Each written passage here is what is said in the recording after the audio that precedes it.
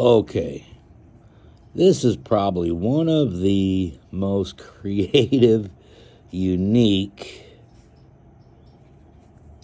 finds that I've gotten in my 30-some odd years collecting knives.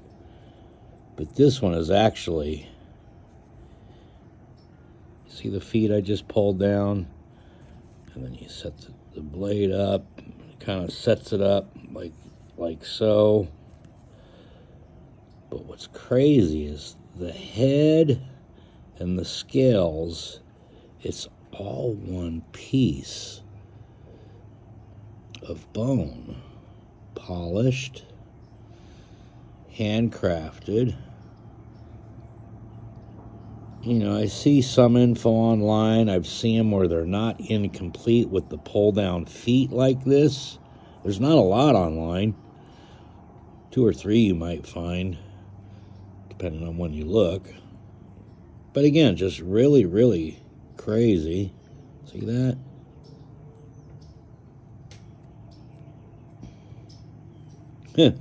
Just thought I'd share it, you guys.